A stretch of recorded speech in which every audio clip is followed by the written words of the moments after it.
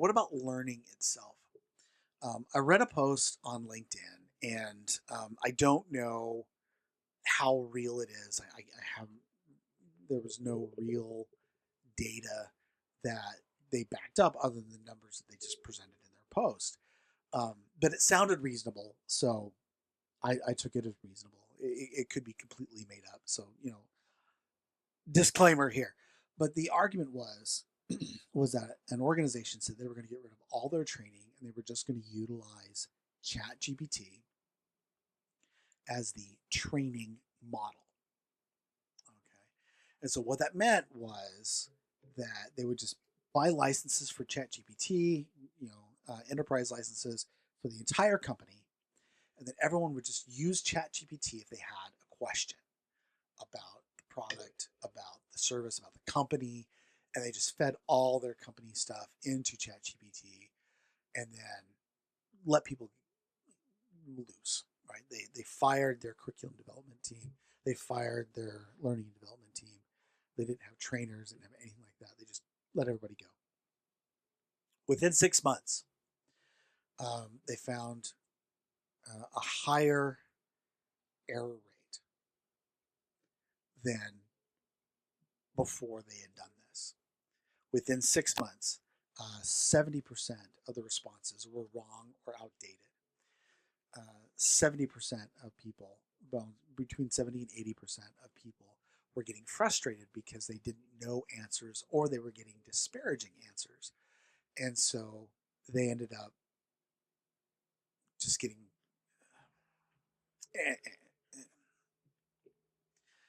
So the numbers were showing that there was a higher drift in skill sets versus requirements within the job because they were getting the wrong data. They were not learning. They were relying on ChatGPT to do the learning for them. And I kept thinking, why is this a problem? I mean, I know as a training leader that if you don't have proper training and you don't help people understand the skills, then they're going to feel lost. They're going to have difficulty succeeding, and it's going to take longer for them to ramp up. It's going to take longer for them to become productive, and ultimately, it's going to frustrate people, and a lot of people are going to leave. But how's the AI is not able to give the right answers? And why is it that people don't feel comfortable in their job?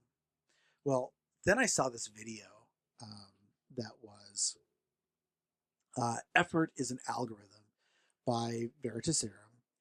And this was released by the Premier Institute for Theoretical Physics. And there are two processes that people use. And there's really good stuff on cognitive load, and I've talked about cognitive load before. But there are two processes that people really use. There's process one and process two. Process two is where you really stop and you think and you really, reason through issues. You really try to understand things. Okay. The other process is process one is one where you've built up this background of memory and concepts and chunked pieces of data. So if you think about it like learning a new language, you don't sit down, you don't think about individual words, you think about phrases. And you learn in phrases and you memorize phrases and you put those phrases together. That's how spoken language at least works. And that's why generally you'll find that when you're speaking with people, their grammar is atrocious. And I say that being a grammar Nazi myself, I do the same thing. I make lots of grammatically false or grammatically problematic phrases as I speak, and it's just because that's how you think. That's how that's how you memorize these chunks. You put them together, and that makes a phrase and makes a sentence, and then you communicate back and forth. And our brains just our brains just correct for that. So then he talked about how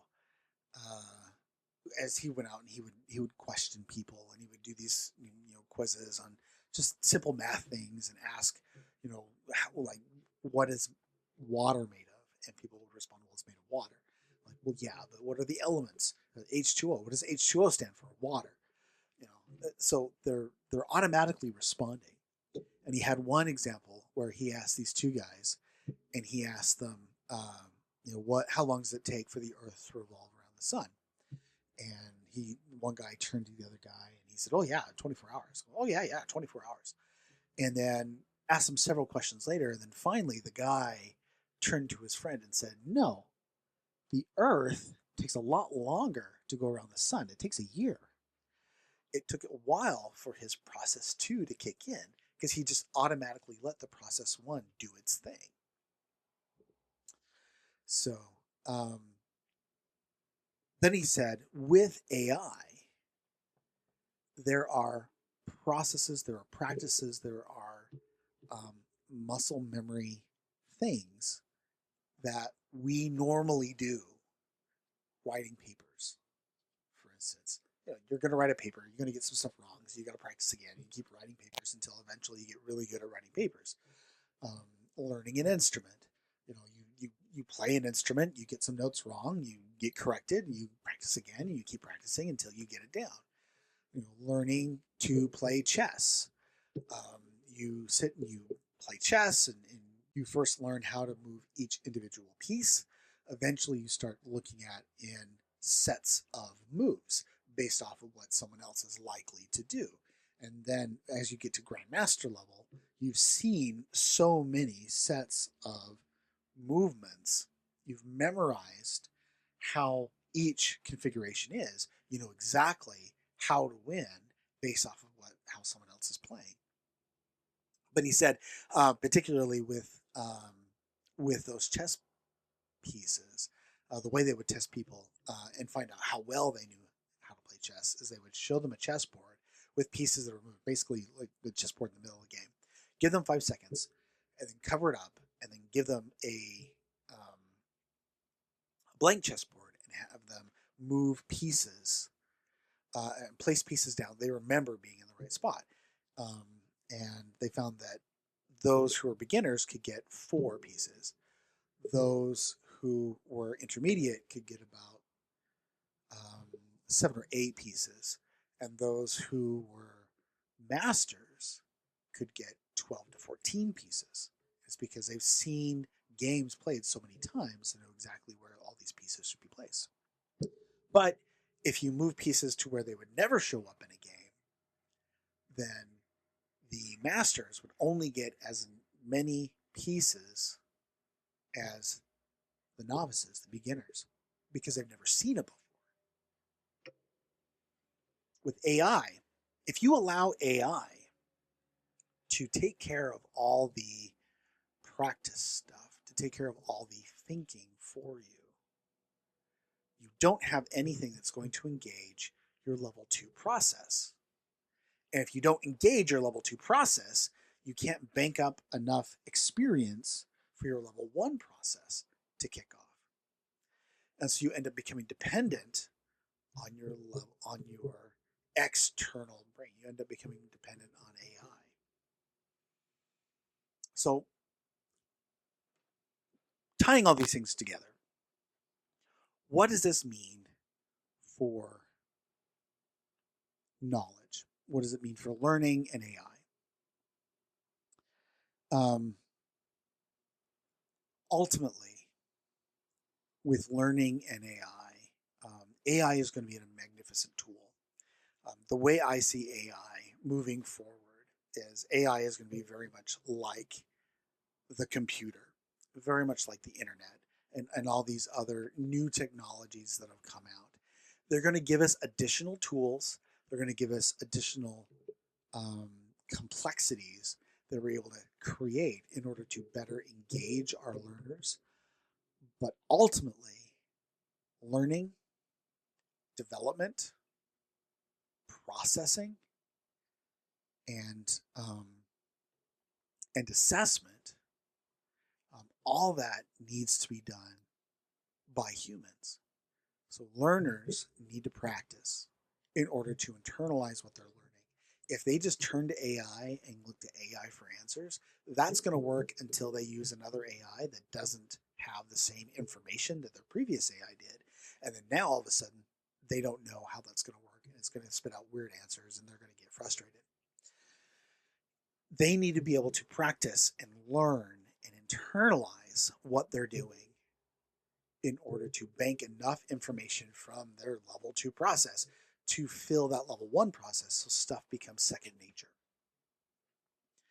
For curriculum developers, they're going to be able to use AI to take the content that they've already written, that's already been gathered together, and then publish it in a consumable method, in a consumable way that learners can utilize. Some good examples would be taking a PDF and then turning it into an online course. Another one that I saw was really cool. Google has this service where you can take published articles and PDFs, multiple PDFs, put them together, and then have the AI turn it into a podcast with two hosts talking back and forth and engaging with one another and discussing individual concepts. It's a really great way of gathering the nuts and bolts from these articles and presenting it in a way that's easily consumed. These technologies are going to be incredibly valuable. They're going to be valuable because it's going to save time in creating curriculum. It's going to allow for more time to be done for analysis. And then utilizing AI for analysis is going to save that much more time, because now you're going to be seeing where are skill gaps. How is that not working against what's expected? What are the outcomes that we need? And now that we know what those outcomes are, we can start developing the curriculum, and then we can present them utilizing AI and tools that are very, very useful and handy and all that fun stuff. That's going to be invaluable. Going back to the analysis piece is going to be absolutely invaluable. While I am probably an outlier in a lot of people in my industry, I absolutely love the analysis piece. Math is I love that. I love sitting down, grabbing the statistics, running through it, taking a look at where the disparities are, and then presenting it with options. AI is going to be able to do that. It's going to be able to do it into a consumable way that, based off of the expectations, you're going to be able to measure where people are, and you're going to be able to do it in real time. Apply that within your learning system, and now your LMS or your LXP is going to be able to take that content, see how it landed,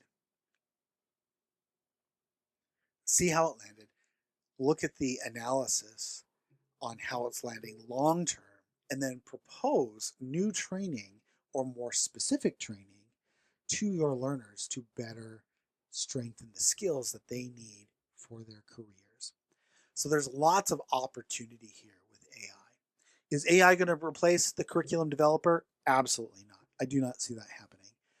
AI does not have the capability to measure against business outcomes and then create content for the long haul that's going to meet those business outcomes. It just can't.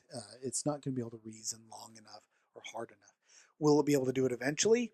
I question whether or not that's going to be possible until general AI or real cognitive AI becomes a thing, in which case then it's basically like having a person do it anyway, because you've just created a digital person.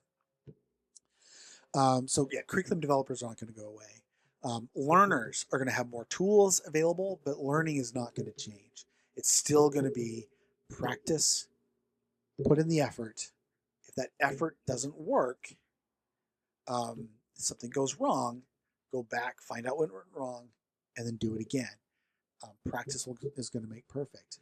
That's going to remain the same. That has ever since the computer came out, ever since the internet came out, ever since video came out, ever since broadcast, MOOCs came out, all these different tools that were supposed to be the next big revolution in education. Um, it all comes down to people need to practice. If they don't practice, they're not going to be able to turn stuff into long-term memory. And that long-term memory, retaining that long-term memory is going to feed your process one. So that's really important. Will training analysis, folks, go away? It's a good question. AI is extremely adept at analysis. And looking at that piece, I think the analytics is going to change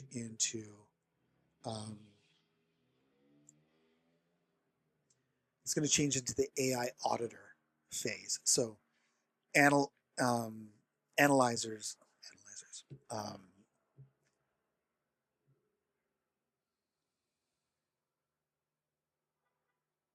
analysts are going to be looking at the data that the AI is putting out, the analysis that the AI is putting out.